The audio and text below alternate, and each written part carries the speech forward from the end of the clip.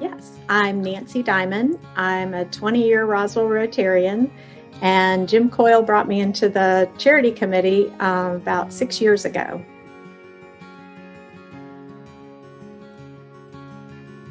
Rotary grants are what we call unrestricted funds, so the charities can use them for anything they see fit. We do ask them to talk about what they would do or what their work is, but our goal is to support their mission and not so much a specific thing. We don't ask for receipts. There's very little red tape. It's just a straight, you tell us what you do and we support you, and you go on and do your work.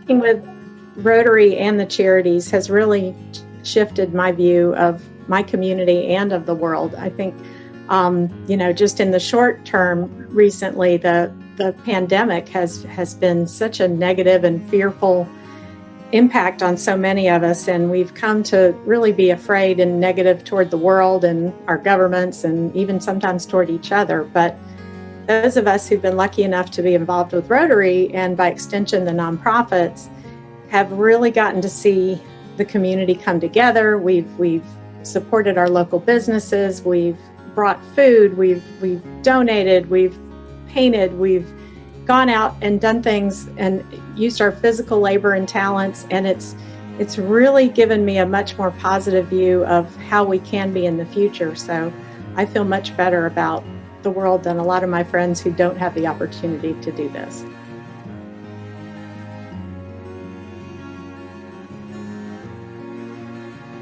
It's going to be really important for so many charities. A number of nonprofits in the country and even some in our area have gone under in this time, but it's going to be really important now that so many people have not had fundraising for a year.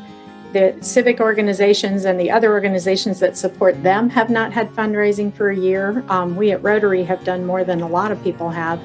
But if without that support, the government support is pretty much at an end, and those kind of news heartstring things aren't being pushed in the media as much, it's going to be really important to continue the drumbeat to get that help out there so we can keep those nonprofits going and keep them stable.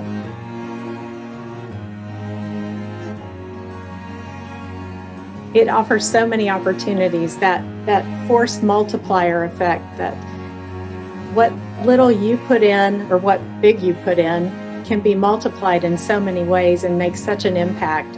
It's the old ripple impact. But, just because of what we're doing, all around us, kids are benefiting, students are learning, seniors are getting to their doctor appointments, parents are getting help to continue to work and support themselves, and people are being fed. I mean, we've had families that have traditionally been taking turns eating dinner who are being fed, and there's very little more powerful than that.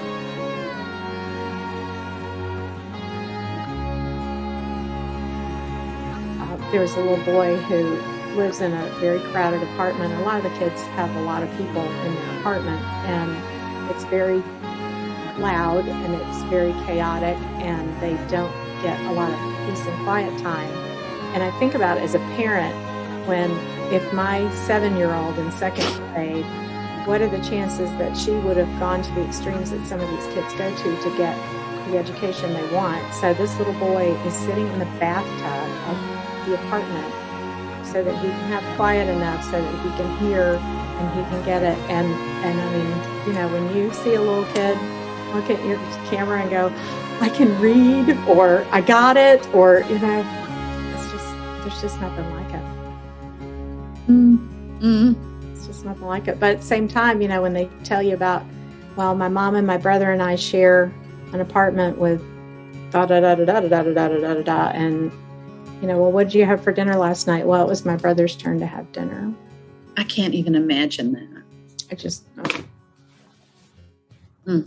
But they're the happiest kids, They're so grateful for everything, and as a parent, you just can't imagine. You want to give your kids every chance to succeed, and you think about what they have to go through just to get to school, and it's hard to imagine.